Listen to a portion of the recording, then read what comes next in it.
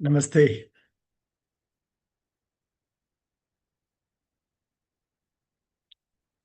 Namaste, Guruji. How are you? Namaste. Very well, very well. Hariom. Hari Om. Namaste. Let us begin with tuning in. Just a moment of bringing our awareness to the flow of our breath.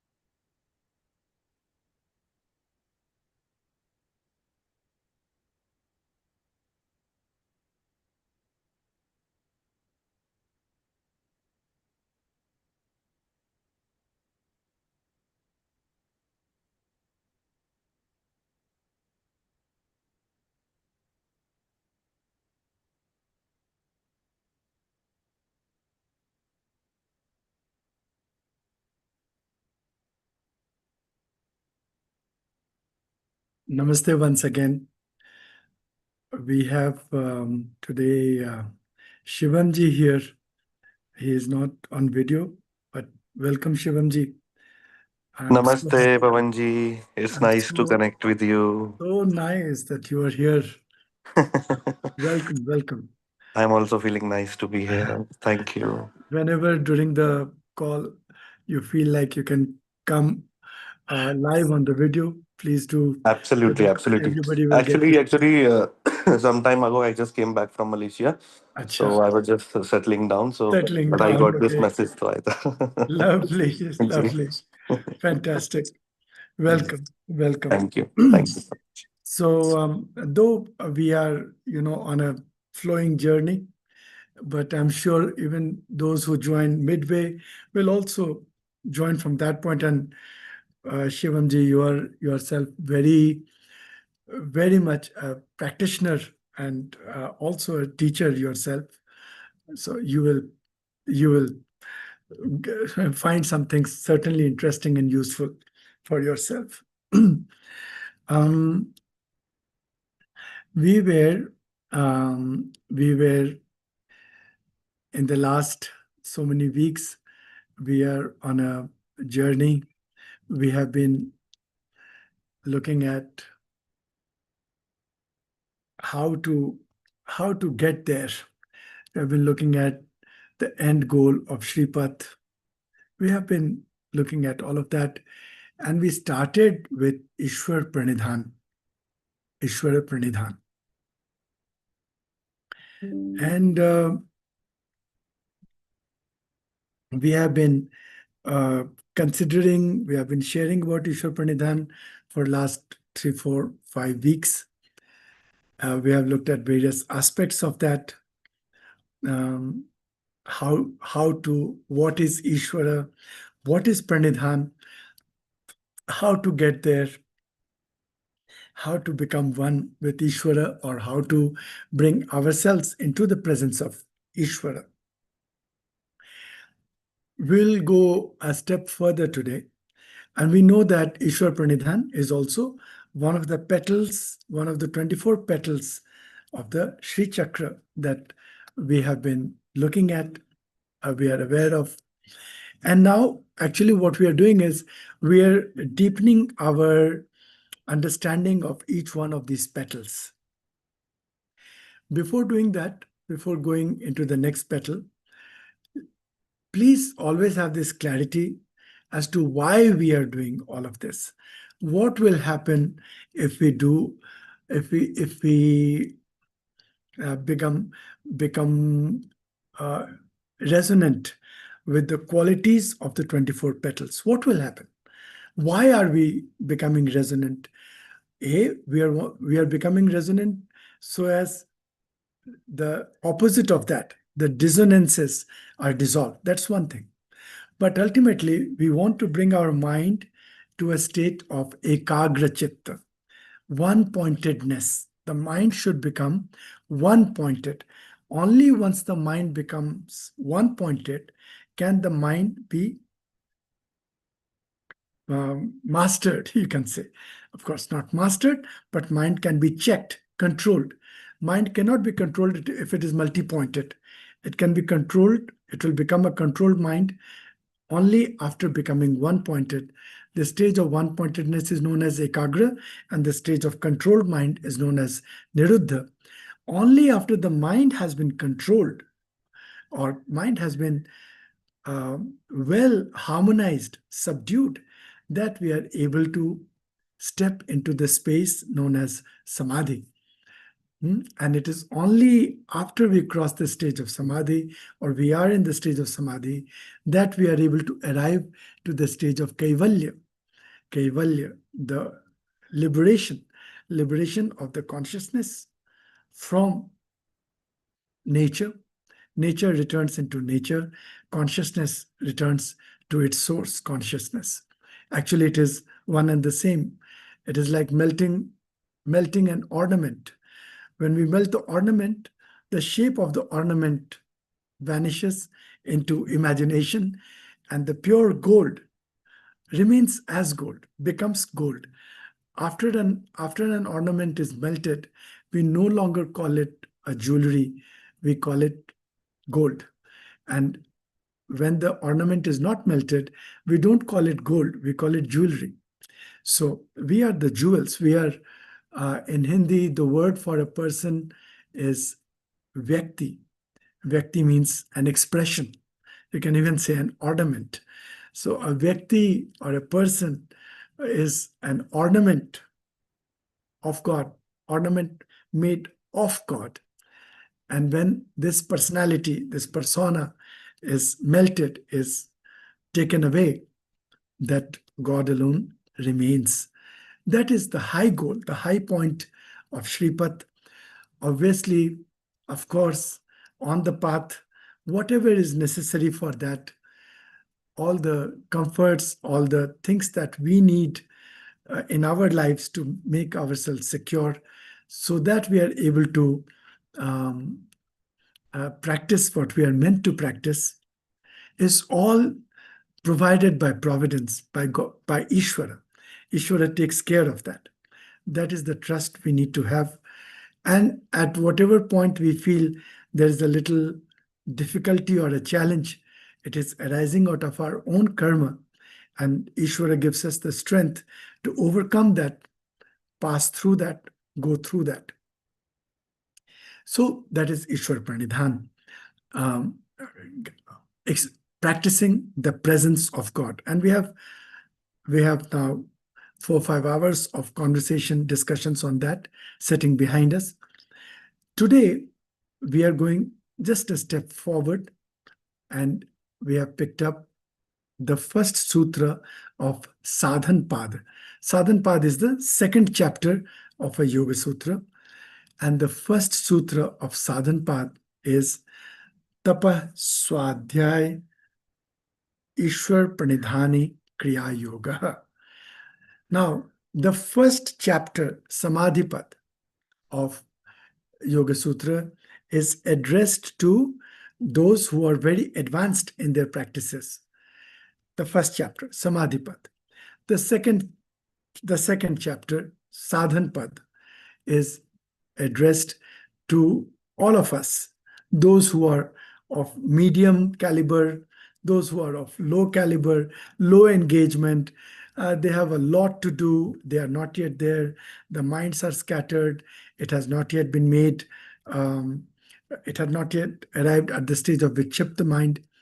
So, to such general mass of people who are willing to walk the path, but their minds are not yet prepared, the second chapter, second pada of Yoga Sutras are addressed to that. I will request Rupaji, try to settle down somewhere. We are only few of us. Most of them are off videos. I can only see you, and today Urvesh Bhai is also busy in something. So it will become more of a podcast than of an interactive, because these are very terse uh, mm, learning, and it will need your attention. Urvesh bhai, are you busy typing some messages or something? Urvesh bhai, are you busy typing some messages? I think his frame is only frozen, or okay, no problem. Let us converse. At least, Rupaji, you are there in front of me. So, because these topics are complex and terse, therefore, I try to make some notes, and the notes may also look very complicated. But don't worry about that. Uh, we will go over it together. I write the notes so that I don't miss any point, and I also write that note so that after this call, after this conversation, you are able to have something in your hand. Also, Emma, yourself, you may have something in your hand so you can refer to and revise. I will share some. So today there are 3-4 pages. Let us see how much we are able to cover. We will be covering. I'll say what we'll be covering. First, let me have a look what is getting shared here.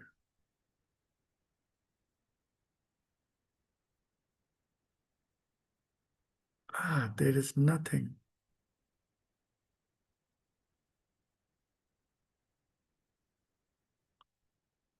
I'm sorry. I think the notes.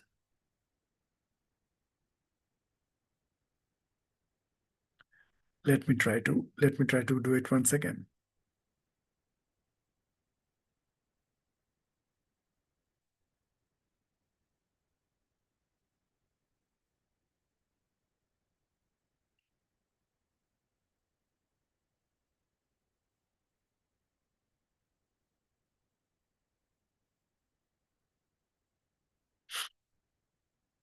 I have the notes on my computer, but I am unable to share it. What to do? Um,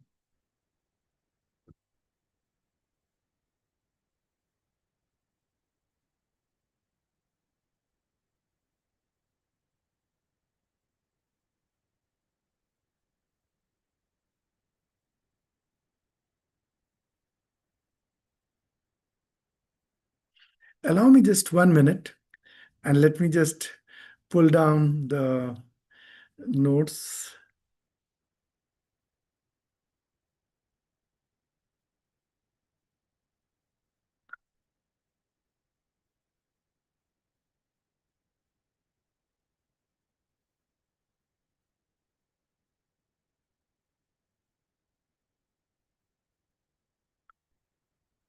Can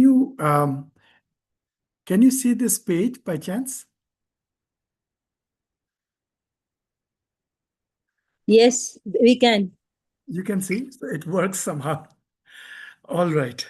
Let me just see here, and let me put it here. Let me put it here. Okay. So you'll see right on top, we begin with the sutra itself. And sometimes it is helpful to remember the sutra directly. Tapah swadhyay ishwar pranidhanani kriya yoga. It's a very easy sutra. Tapah, tapas, swadhyay, ishwar pranidhanani, that means ishwar pranidhan. These three constitute kriya yoga. This is what is called kriya yoga. So today we are going to go a little into it. And we also know that Tapa, Swadhyay, Ishwar Pranidhan, they also are three distinct petals out of the 24 petals that we have already studied. So these are three distinct petals. Ishwar Pranidhan we have already considered. So we are going to look at Tapa. What is tapas? Tapas. A simple translation of tapas that is given, normally that we understand, tapasya, tapas. Intense austerity. That is tapas. But when you come into the when you take the definition from the Yoga Sutra, I find tapas has been defined most subtly or most loosely. It hasn't been given a direct definition.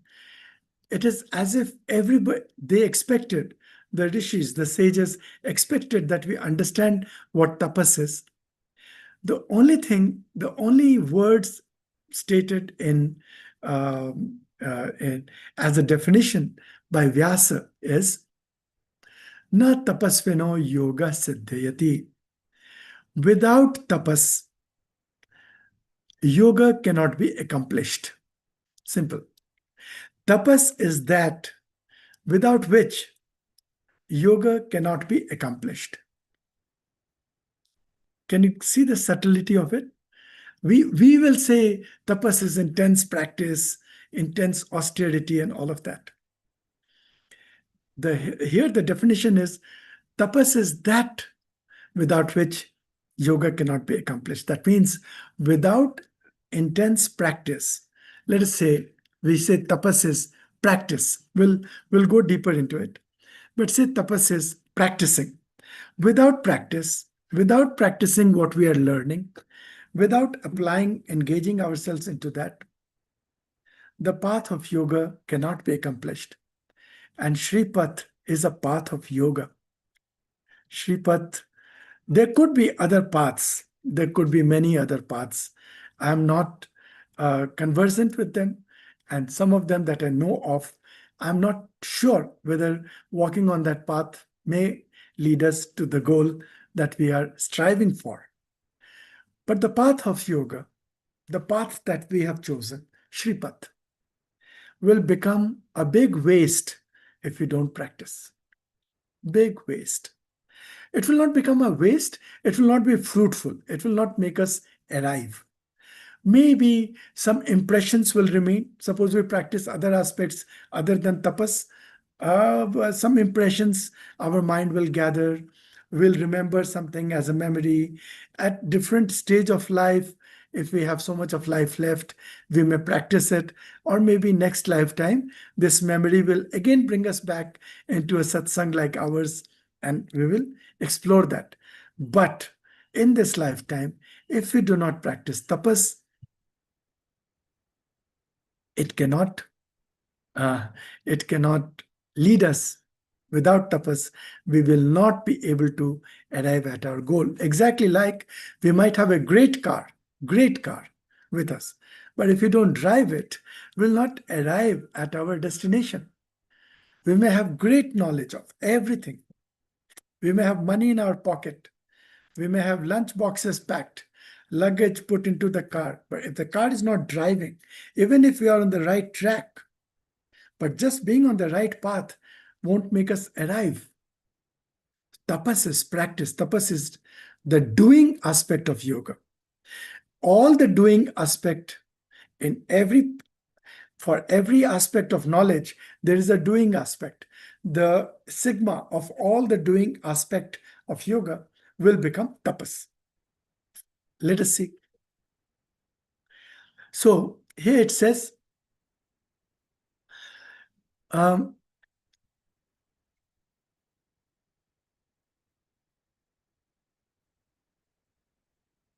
so this Kriya Yoga is meant for the mind field involved with the world. It's called Vyatthita Chitta. The mind field which is full of the world. We are engaged in the world. We live in our families. We live in the world. So the mind field which has many impulses of distraction or taking it away. For such a mind field, Kriya Yoga has been given to us. And tapas has been translated as ascetic observances, practices, and exertion, a little bit of extra effort. It is not comfortable. Practice, if it is within your comfort zone, a practice within the comfort zone will hardly lead to any growth. Muscles, if you're practicing or you're taking weights which are within your comfort zone, will not build muscles. You have to go beyond the comfort zone to pick those weights to build that kind of muscle. Similarly, in education, for kids, they have to learn something which they don't know. They have to remember it. They have to put effort into it. Only when you go step out of your comfort zone that there is growth. And it's a common saying that growth lies outside the comfort zone. Tapas is ascetic observances, practices, and exertion. And ascetic does not mean with beards and becoming a monk, or long hair wearing a white cloth or orange. Ascetic, the word ascetic comes from ascendance. One who is on the ascending path, one who wants to ascend as a human being, one who wants to flower, blossom to his or her highest, is an ascetic. In that line, in that direction, observances and practices and exertion. Now, the goal is full aspiration after Ishwar Pranidhana, full aspiration for Ishwara. May I experience Ishwara as my personal existence, existential reality. May I experience the presence of God as my personal experience, not as a bookish or as a said experience. So if that is the goal, that leads us to self-study. Self-study means swadhyaya. Swa means myself. Adhyan, adhyaya means to study intensely. Study by the self. Self-study is called swadhyaya. It leads to swadhyaya, to study, to explore, to gain knowledge. And that swadhyaya leads to practice, tapas. Once we find the points of practice there, we apply ourselves to that. So it's very logical that these three go together. Without the aspiration to find the personal experience of Ishvara within ourselves, without that aspiration, we will not be driven to come to a satsang like this, or even pick up a book, or reflect how to. And then without that reflection or without that study, we'll not even find any points of practice. And so all these three come together. And so let us see. Yes. And then tapas, what does tapas lead to? Tapas leads to purification of the mind. Tapas grants us that our yoga, our practice becomes firm. Impurities of all forms that invade our mind, the stains, all of them are dissipated. Impurities from conditioning, from past sanskara, from our own actions, which have, and the consequences of that splash back as imprints on our mind. All impurities get dissipated. And tapas should be according to one's own capacity and station in life. If you are a householder, you will have you will create for yourself a tapas program which is in tune with your capacity, just a bit more than that, a bit more, and will be according to your station in life. If you are a grihastha, if you are a student, if you are retired, if you are in the forest, if you are a sannyasi, if you are very busy, if you are not very busy, you have more time. The most important thing to understand here is Normally, when we hear the word tapas, we think of it as a very intense, harsh practice of drying yourself out, of standing on one foot or raising one hand or doing a mantra 100,000 times or as many times, and then, feeling sad, worked up, fatigued out of doing that. No. Outcome of tapas is not fatigue. Outcome of tapas is a purified mind, your practices becoming firm, you feeling pleasanter, better, calmer. That is the outcome of tapas. Those extreme practices which pass as in the name of tapas are actually decried, are actually despised by the text, like Bhagavad Gita or Yoga Sutras. They don't approve of those kind of practices. So tapas should be according to your capacity and your station in life. And all the impurities that arise out of karma, klesha, and vasanas, actions, afflictions, and propensities, all of those impurities get washed out. There is no other method to cleanse the mind out of this, of these impressions. Then, another interesting thing is that according to the level of practice, the methods have been described in the yoga science. For the highest levels, only Ishwar Pranidhan, that is in Samadhipad, only Ishwar Pranidhan has been mentioned for the highest levels of practitioners. For the middle level, Kriya Yoga. That means three of them, Tapas, Swadhyay, Ishwar Pranidhan. And for the lowest level or the lower levels, the whole of Ashtanga Raj Yoga, Yama, Niyam, Asan, Pranayam, Pratyahar, Dharana, Dhyan, Samadhi, all of that, which includes Tapas, Swadhyaya, Ishwar Pranidhan, all of this, for the lowest, they need to do all. We have to consider ourselves at the lowest levels because our minds are highly, highly distracted. We don't have a concentrated mind. I am unable to get the paper right. Okay, let us see. Now, we have also heard these two words a lot. Abhyas, Vairagya. These are part of tapas. Abhyas, practice. Vairagya, dispassion. This is part of tapas. Practice of what? So at a lower level, at our starting level, practice of all the 24 petals. Holding on to that practice is tapas. Holding on to ahimsa, trying to not be violent, curbing your anger, curbing your greed, curbing your, desire to hoard. Ahimsa, satya, trying to be truthful. Ahimsa, satya, asteya, aparigraha, all of this, shaucha, santosh, all of these 24 petals that we have already seen. To practice them, to consciously remember them and hold them and practice them, make them part of our life is tapas. And as much as we purify them and as wholly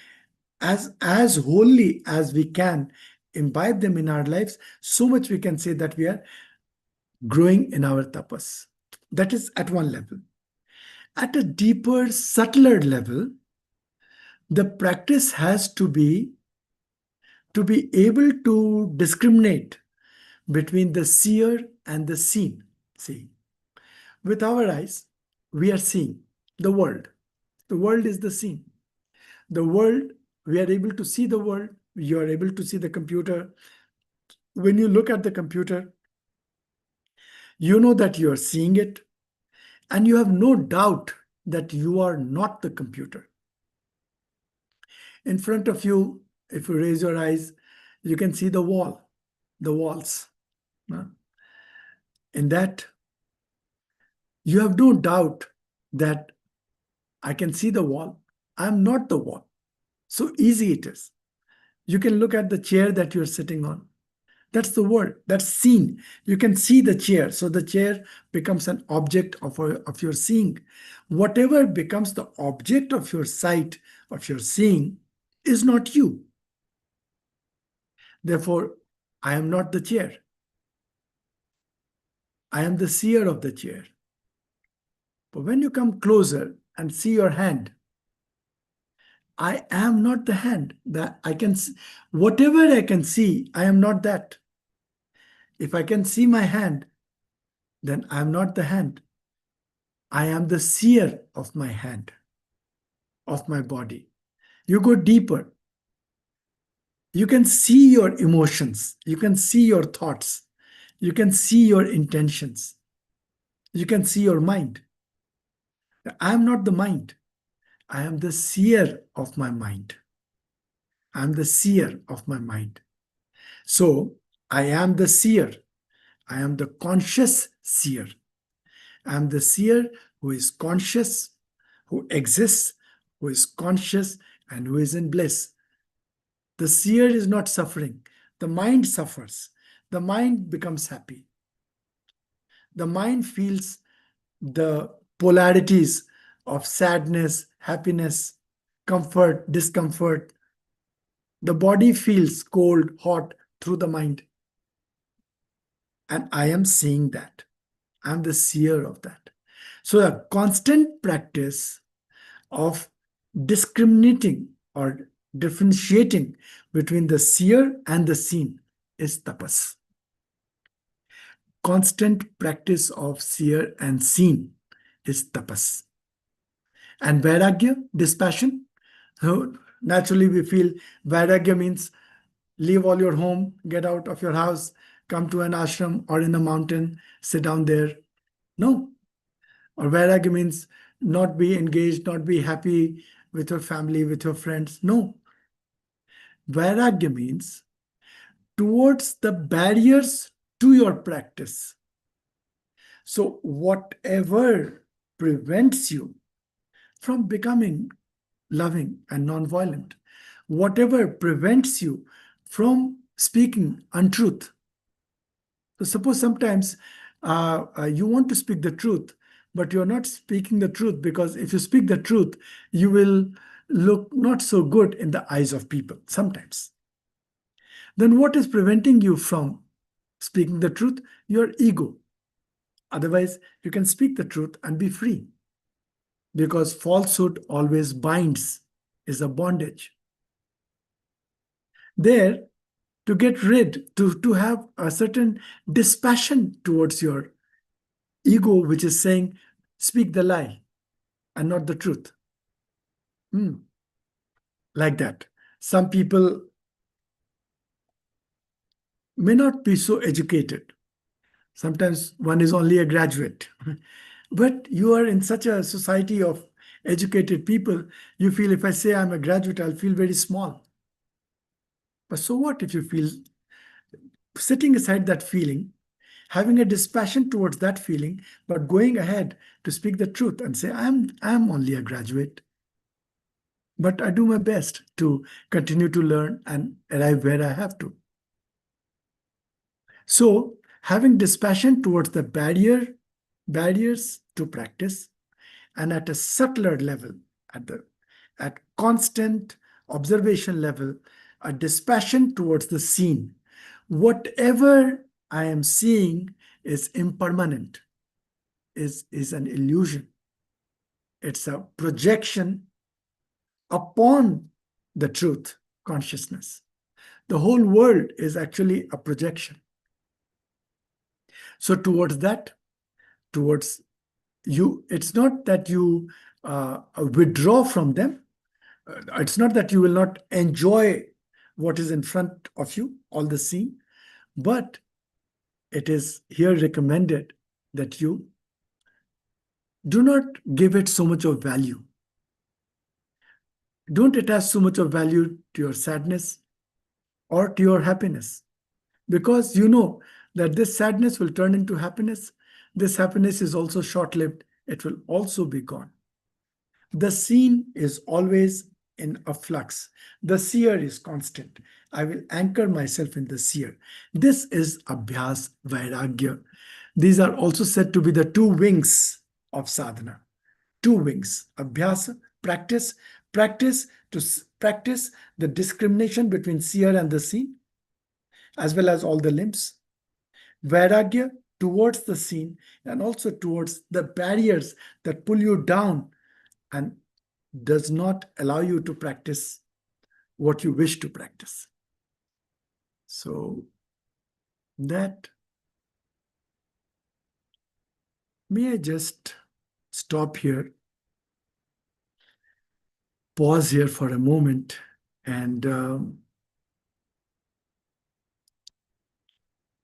take any, have I lost you? Are you with me? Is it too heavy, too bad, too complicated? Yes, please.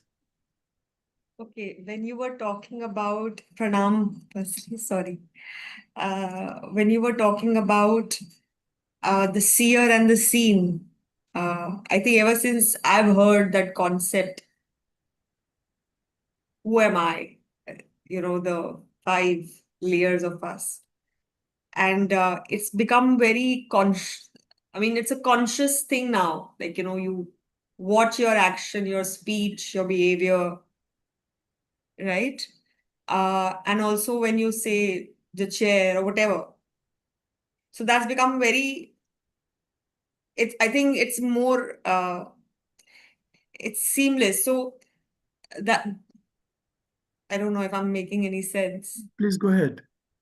So that's always there. It's always there, yes. It's always there. That it's become very constant watching yourself. Yes. Then And even our thoughts. yes. And also realizing that these thoughts are also very temporary. They are not mine. They are not me really. Yes. Thoughts, impressions, experiences, emotions, feelings. You'll be able to watch them all. Always remember, whatever you can see, you are not that.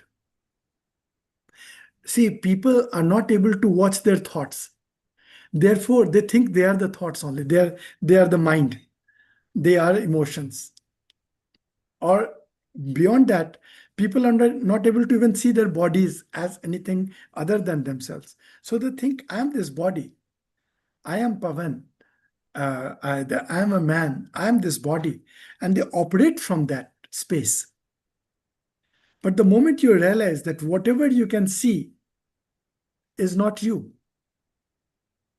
just as the wall that you see is not you, chair that you see is not you, table that you see is not you, hand, if you can see it, it is not you. Whatever you can see, whatever can become an object of your perception is not you. It's called, the technical word in Sanskrit is called drishya vivek. Drishya, seen. Drik, the seer.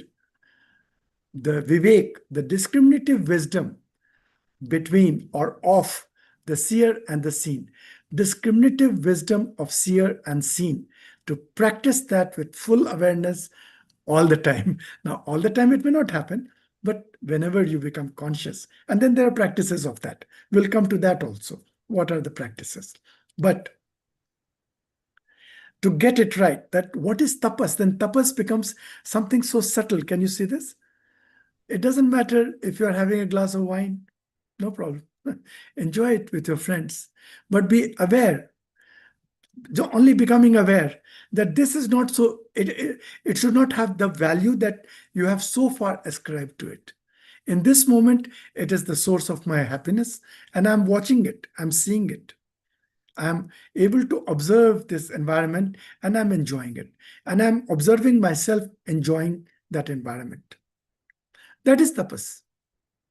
Tapas is not putting yourself into deep discomfort in a cave and there are tigers howling behind you and you're sitting still.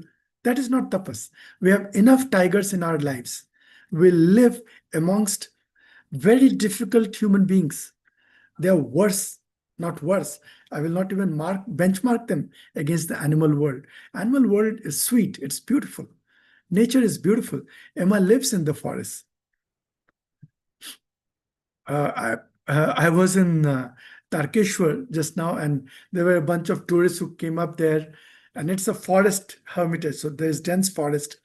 And they came up, and one of the women in that were asking, if we stay here, is there a risk of some animal coming in? I said, they don't come. Even if they come, the risk is least. You should be bothered if a human being shows up. That is a bigger risk. So while we live in our lives, the experiences themselves are very troublesome.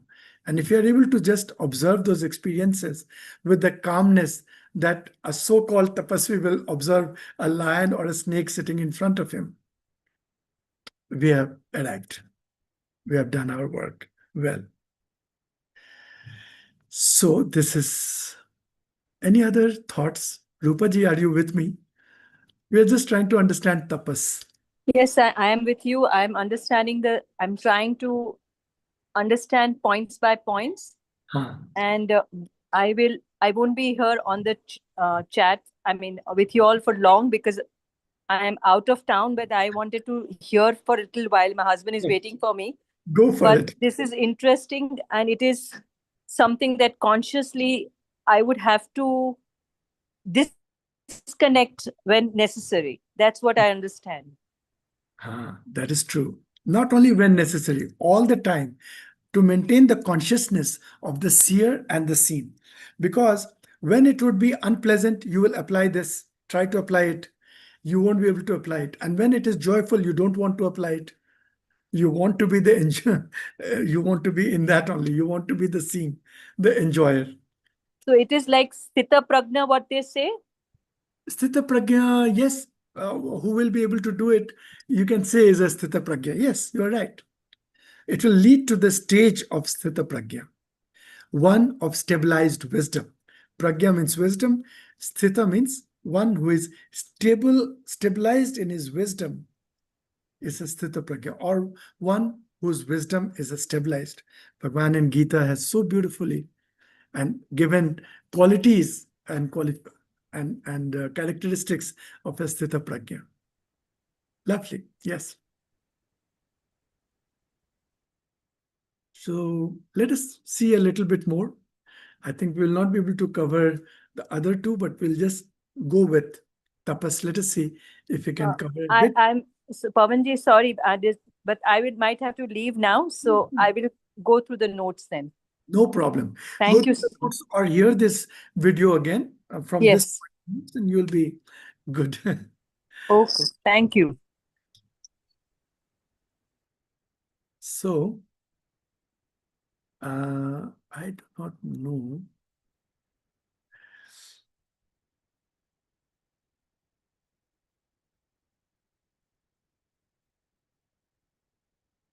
So here, can you see the full page somehow? Yes, I think so. We'll see. Yeah. So more towards tapas. What is tapas then? It is not intense fasting, but eating measured is tapas. Eating in measured quantity. Whatever your food is, in the textbooks it is said one should eat half stomach, fill your stomach half with food, 1/4 with water, and 1/4 should remain empty. So you can one day measure, one day eat all that you can. Just eat maybe 2, 3, 4 parathas, or so much of vegetables, whatever you want to eat. Fill your stomach up, and then keep a measure and just reduce it by half. Start eating half. Make that your diet. Half of your stomach could be a good measure. Otherwise, choose yourself. Have to eat in a measured way. But just to do, say, very long dry fasting, etc. I'm not saying, sometimes for therapeutic reasons, you can fast for 2, 3 days or 4 days. But to do long fasting and totally dry your body up and give a lot of pain and discomfort to yourself, no. because on the path of yoga asana is sthira sukham. Sukha is part of our practice. It has to be comfortable and just a little bit out of that comfort, just to allow a little bit of growth.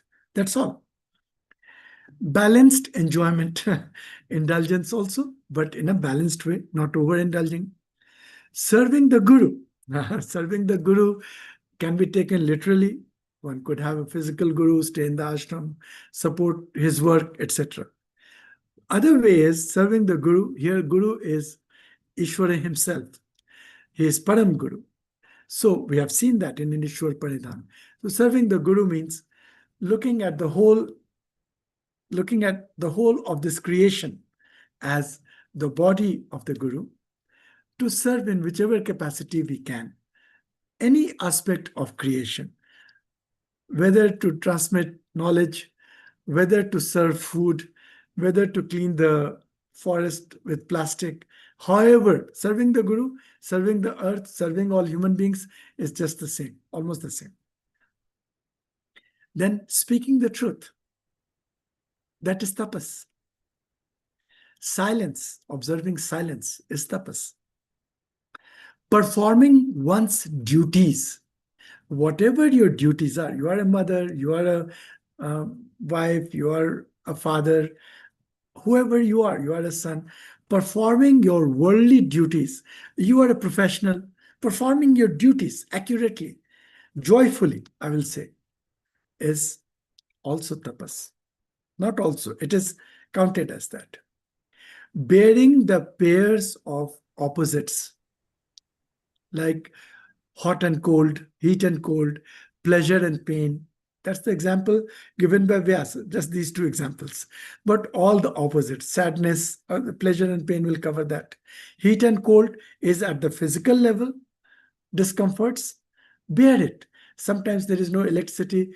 Don't fret about it. Sometimes the weather is too hot or too cold. Just protect yourself, but not to complain about it and become totally sad or upset about why the weather is like this. Same with pleasure and pain.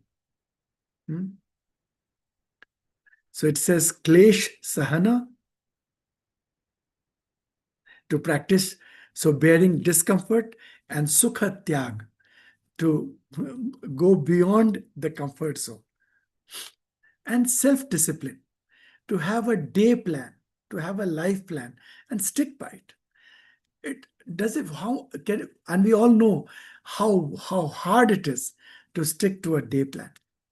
But it is self-discipline. You make the day plan and you follow that. It's tapas. Suppose you don't do it. Suppose you are not able to be disciplined to do all of these. Will the path of yoga bear fruits? Maybe not. It may not. So these are such small components.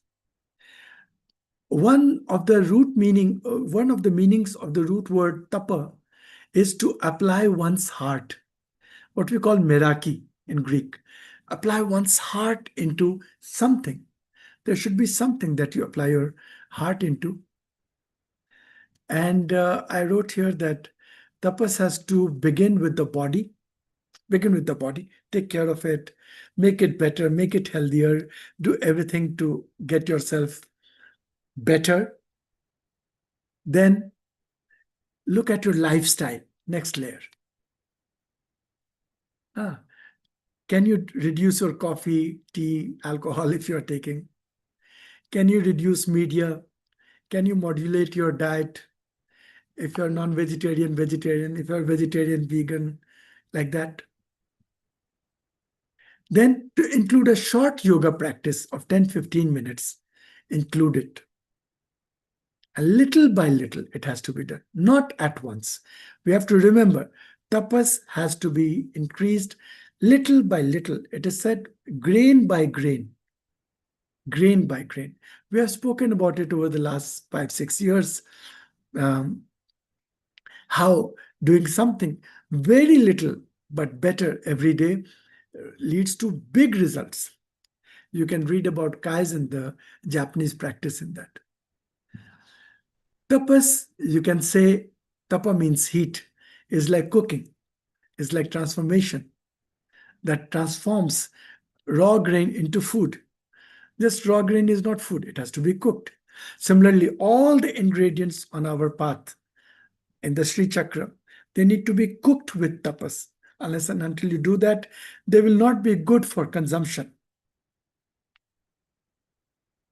And what transformation? Through tapas, greed has to be transformed into generosity, anger has to transform into patience and endurance, stupidity has to transform into wisdom, conceit has to transform into embracing with humility, doubt and distraction has to transform into meditative concentration. All this.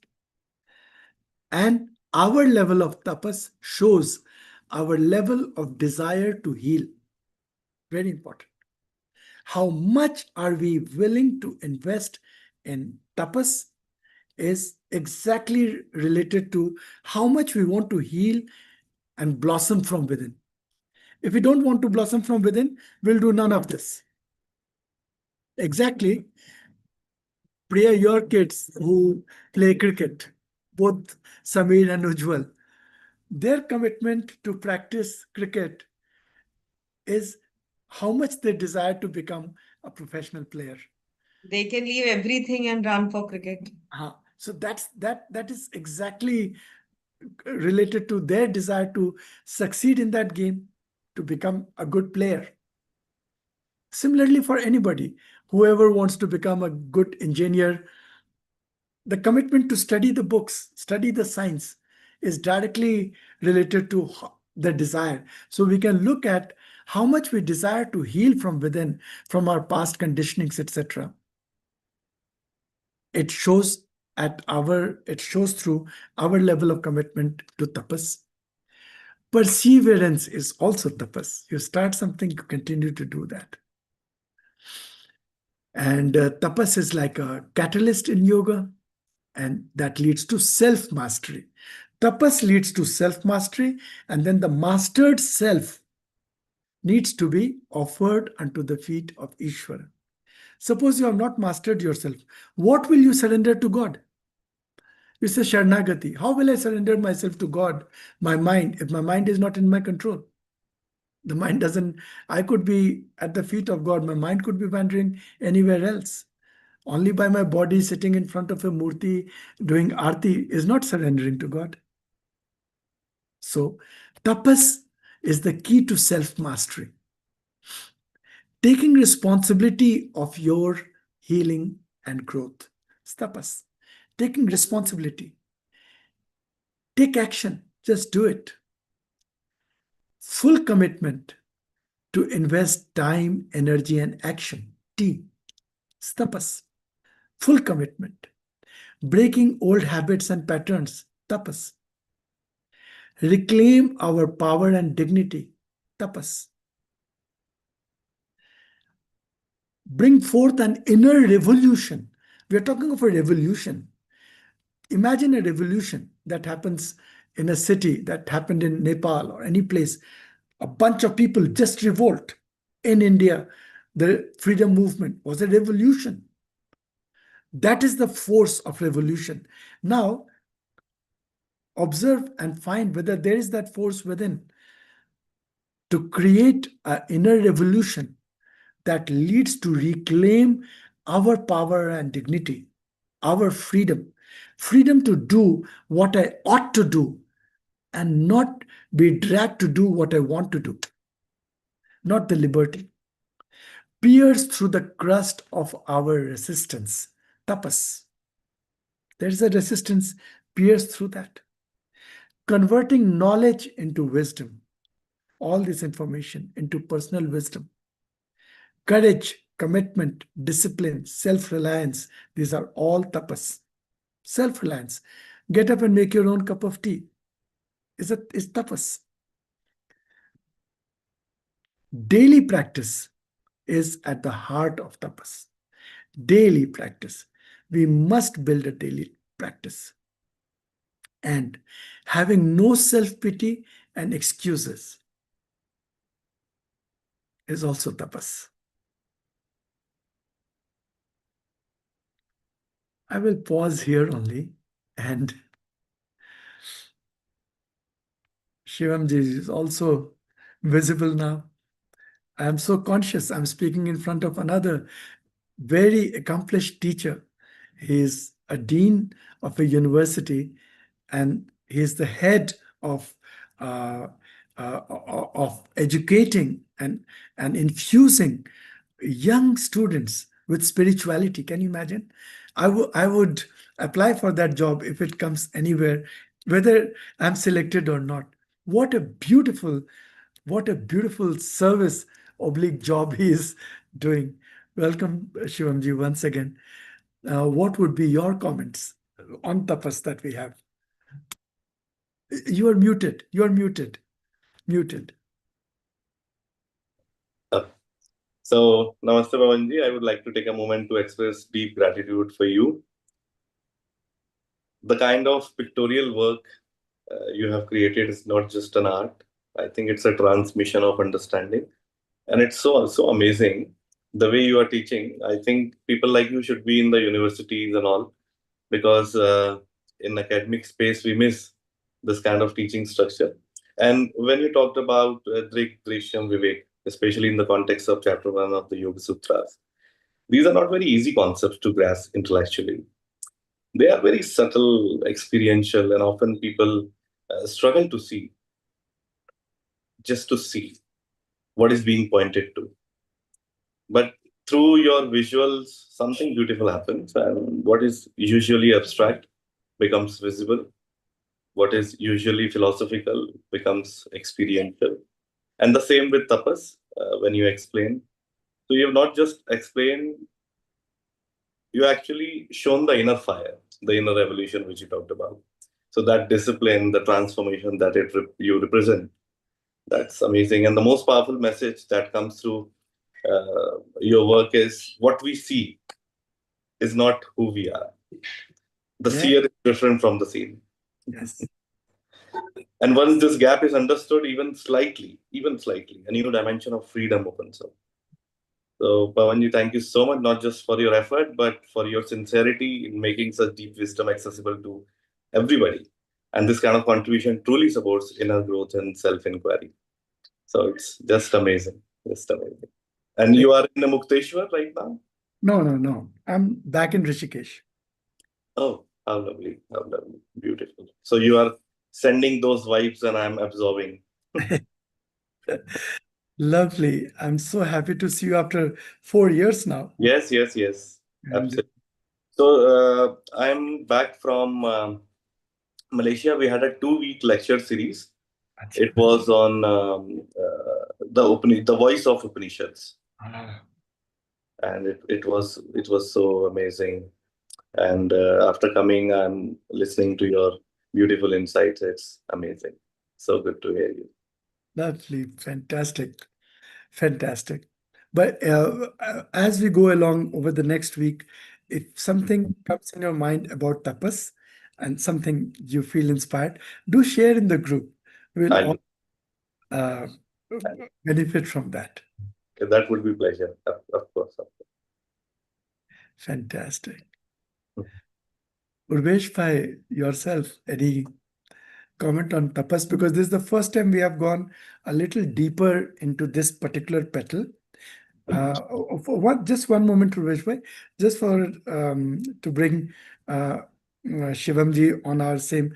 Shivam, we are using Sri Chakra as a model, just as a model.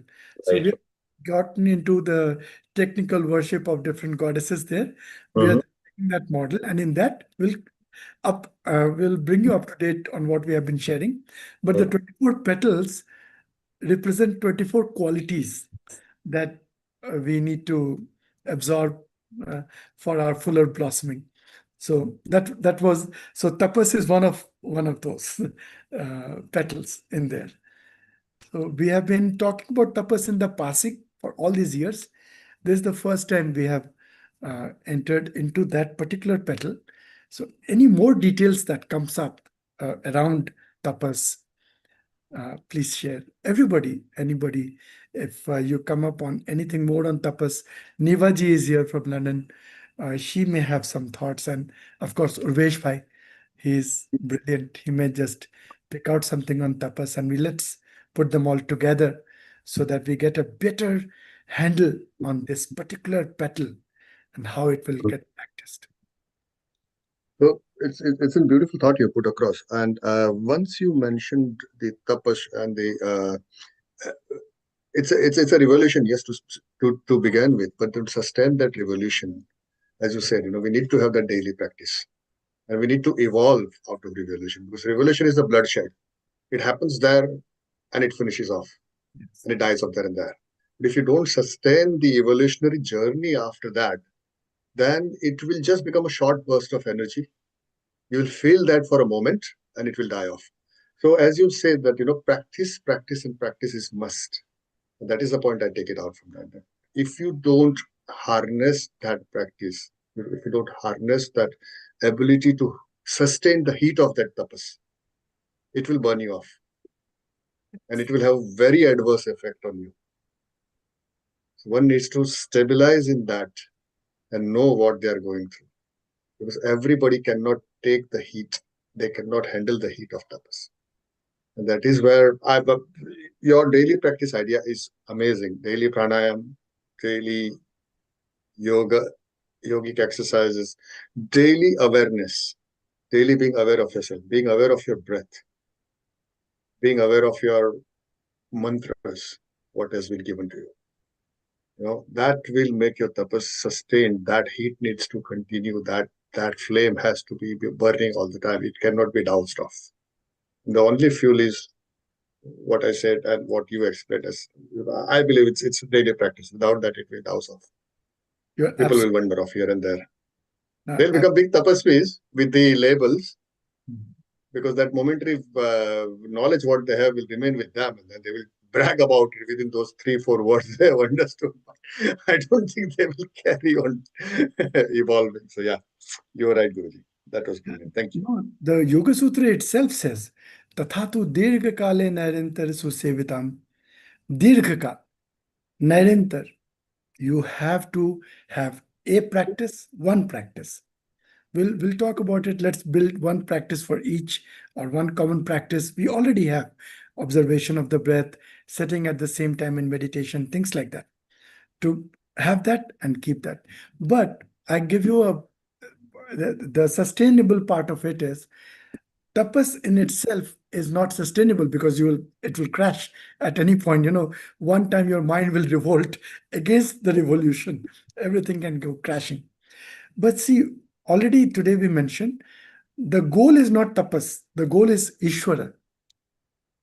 When Ishvara is the goal, and that has been understood and grasped through Swadhyaya, then tapas becomes sustainable.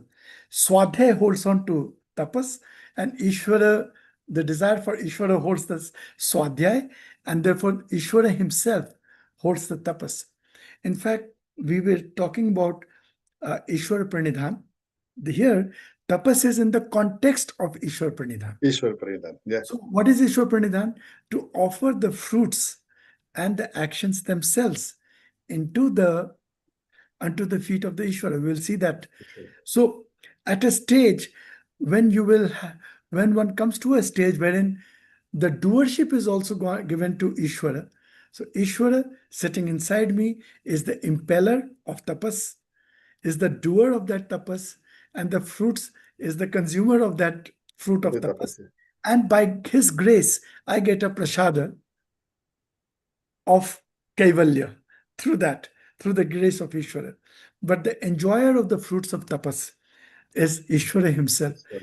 That particular emotion, just as you as a father are raising, you have raised Pratham and you are still doing so much for Pratham, sometimes it gets so tedious, but the thought that I'm doing it for Pratham doesn't let you down. It makes you sustain. But if you didn't have Pratham, you didn't have Meenal, you would say, forget it, I'm going to the Himalayas, long time ago. So when we have the goal as Ishvara, And I'm doing it all to feel him even more closely in my heart as my personal revelation and experience. For that, I'm doing this. Gym can be very boring, but you see your muscles growing and you know I need to make it so that the t-shirt tears off with my muscles. Then that makes me sustain the practice of gym. Plus satsang. Staying together helps continue tapas, swadhyay, satsang, Ishwar Pranidhan. But you are absolutely right. By doing tapas in bursts, you may or you can damage yourself. Sure. But you see the kind of tapas we are talking about, observation of breath, how much will you damage yourself by doing that? So we are going from safe to complex, We begin with what is within our context and our station in life. It cannot be out of context, any tapas that we have to take, and cannot be away from the station in life. So that one. Emma.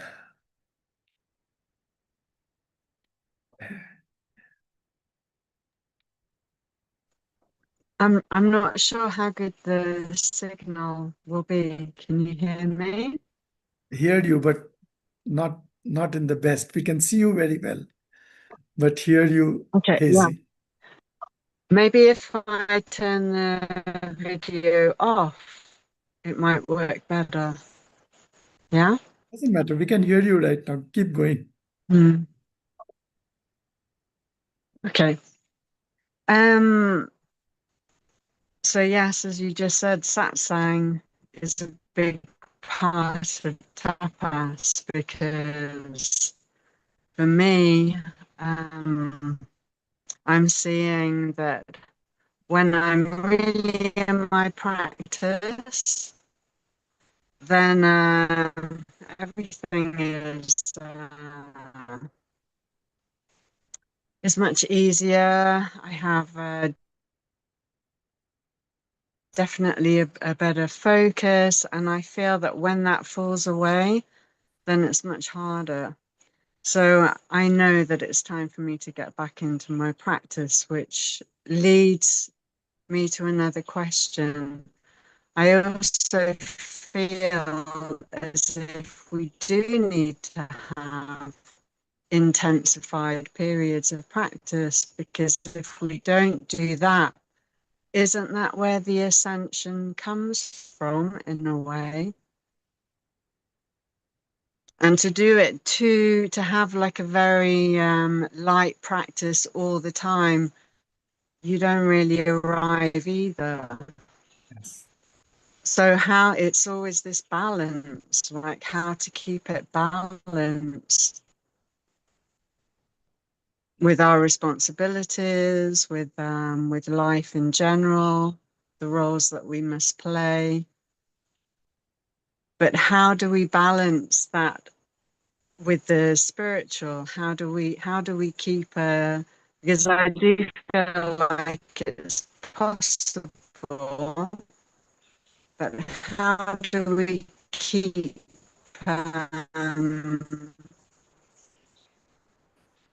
how do we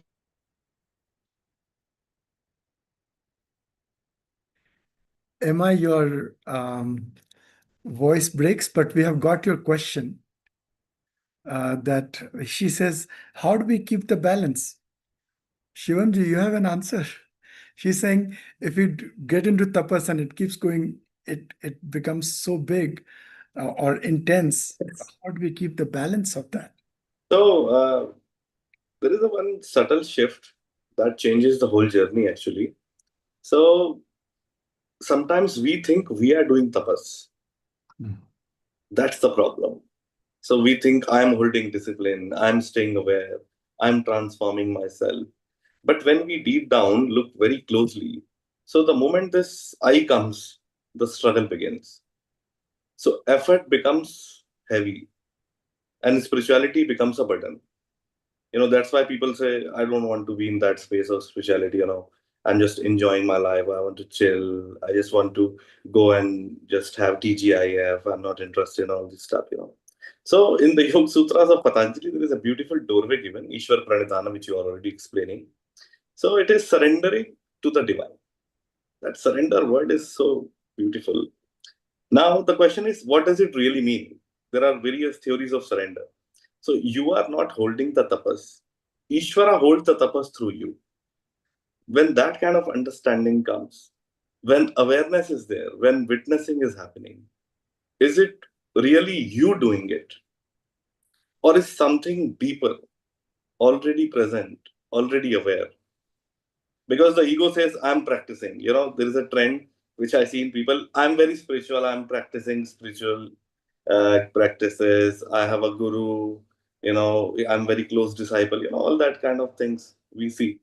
But grace is already functioning. You're just allowing it. So tapas changes completely. It is no longer effort. It becomes offering. It becomes prasad. And every discomfort offered, every reaction offered, every moment of awareness offered. And then something very beautiful happens. Yes. The one who was doing starts dissolving. The doer becomes lighter. कर्ता का जो भाव है कि मैं कर रहा हूं, वो dissolve होने लगता. That becomes lighter and lighter. And this is where it leads to the path of Kaivalya. Not as an achievement, but as a natural state. You glide into that state very naturally. So when nothing is being held anymore, when you stop trying to hold yourself, you realize existence has always been holding you. So that's the realization which comes. And Ishvara holds the tapas through you. I think this one has to understand this. The moment I is functioning, then the questions will come.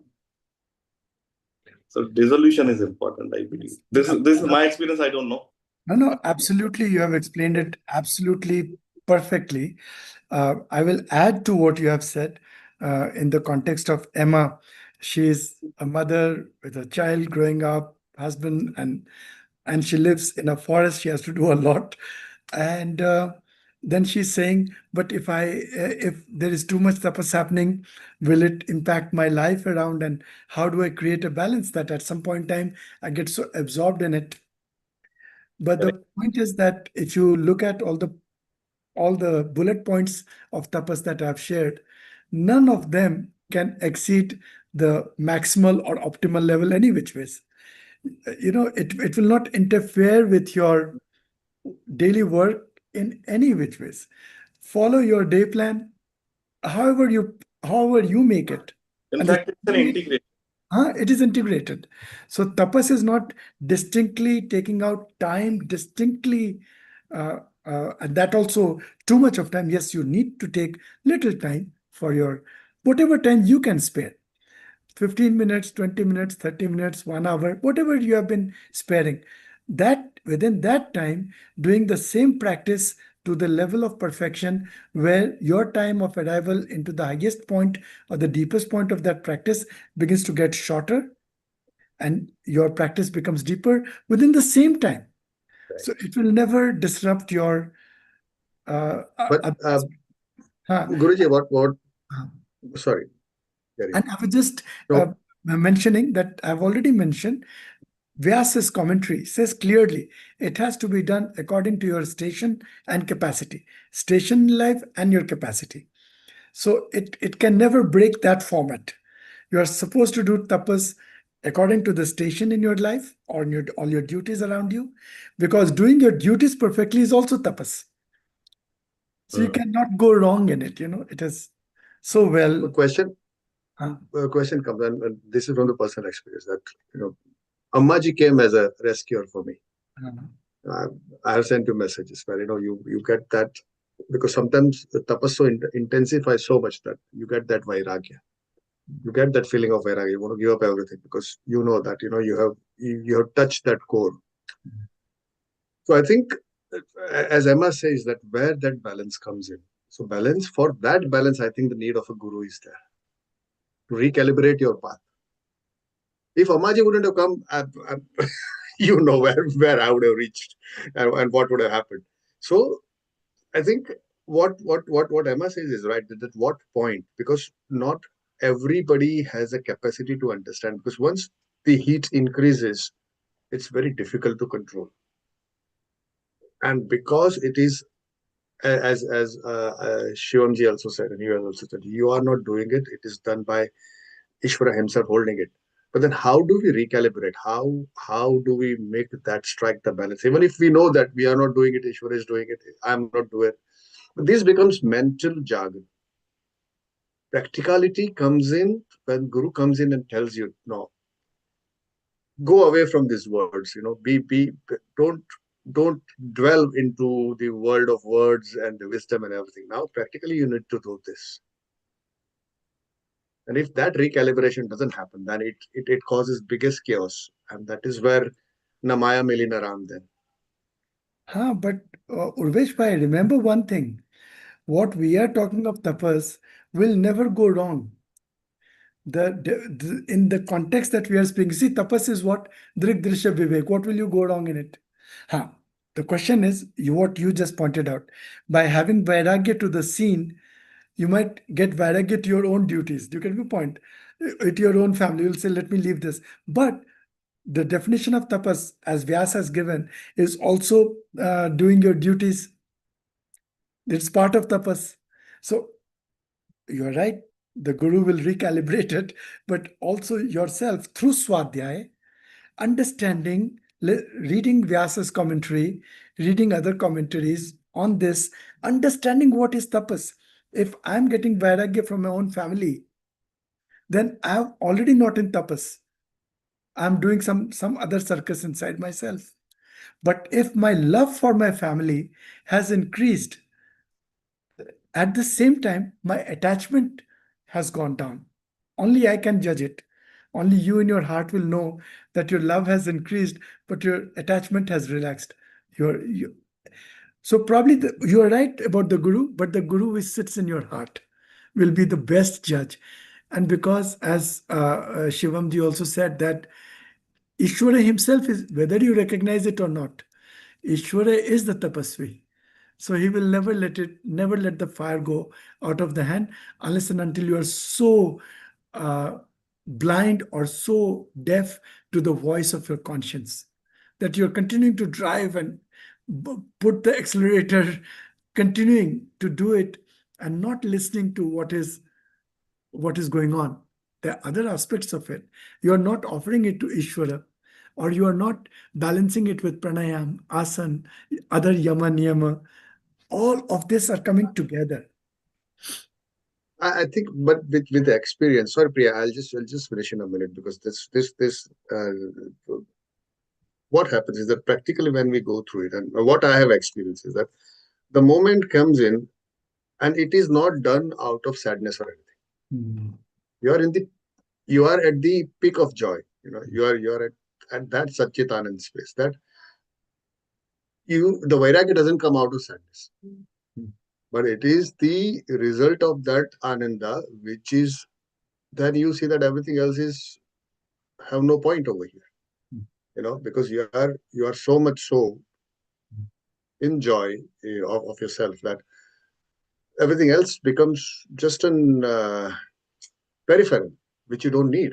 Yes. And that point, I think the control, the guidance and everything is needed, because tapas, the heat can burn, it can dry you off, as we have said. It can cause that dryness, and not dryness of hatred or sadness or anything, but dryness in the sense is that you are not attached. You're like a lotus leaf. The water doesn't stay on it, and then the time comes where you want to just don't want to be that as well.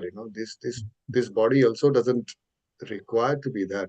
So, but that is the question. Yeah, the boundary is already set, that you doing your duties, prescribed duties, is part of tapas. So you cannot abandon it. Therefore, when people take sannyas, they need to take permission from their mother, from their wife, from their children.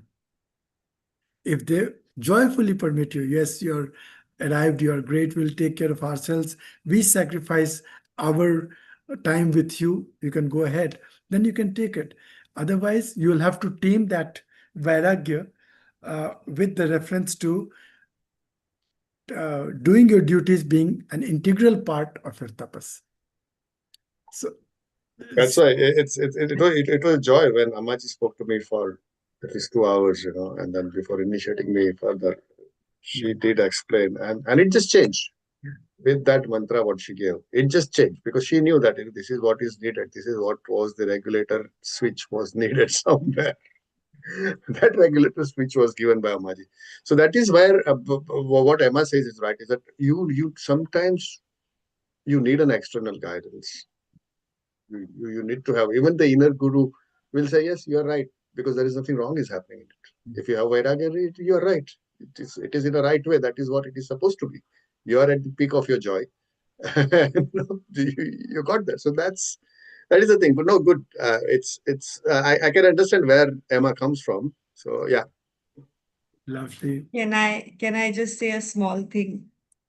Having experienced this in the last 7 years, I can definitely say it's a journey. So when Urveshi, you say when it comes to in bursts, right? But that is the nature of it, the way it comes to you. And then something other in life comes and engulfs you. Then it comes in bursts. So it's not that, but it's a journey, it's an experience. Without that, we cannot arrive to a certain place. So we climb stairs. Each time is a jump to the next step. Then there is a leveling. Then there's a next jump. So I think this is a whole journey. Until we don't experience it and go through it. For example, I was thinking about it. I've always been running to ashrams, to this guru, to a mandir, to some kind of commune where I find some peace. अभी सब दौड़ना भागना बंद हो गया, अभी सब इधर है, right? And whatever I learned, chahe we've been hearing and learning so much from Pawanji.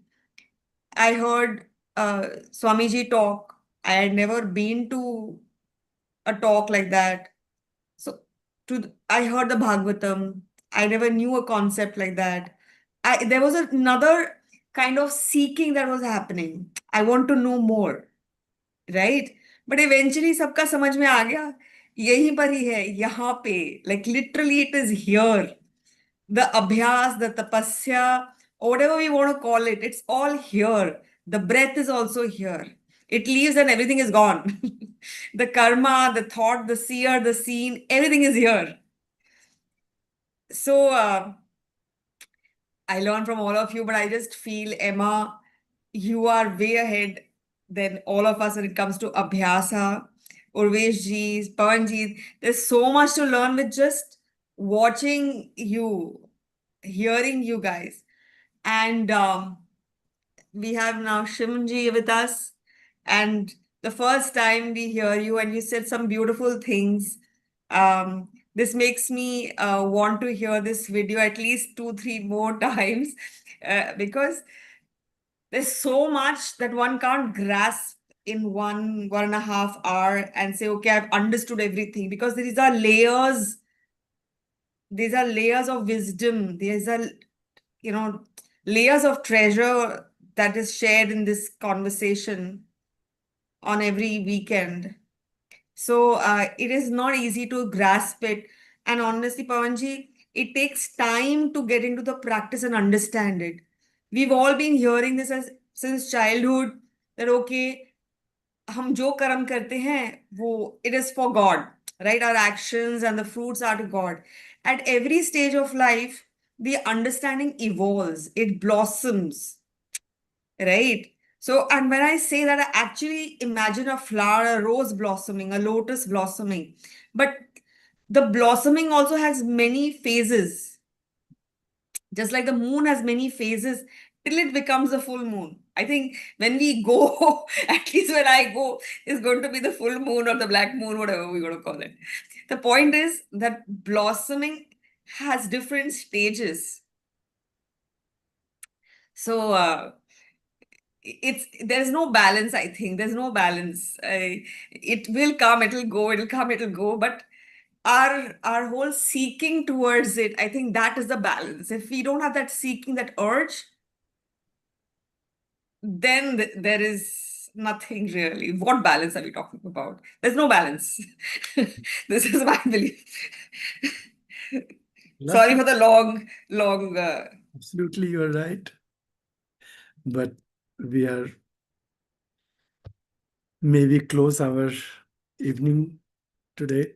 Shivamji, we come together every evening at 8:30 and wherever we are, just in our own spaces between 8:30 and 9. Every day. Every day.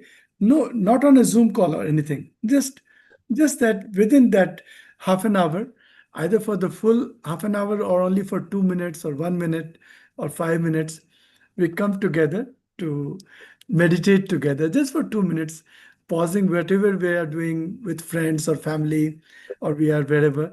We just pause for 2 minutes. So Very nice. 30 is soon approaching. Worldwide, we try to maintain that time.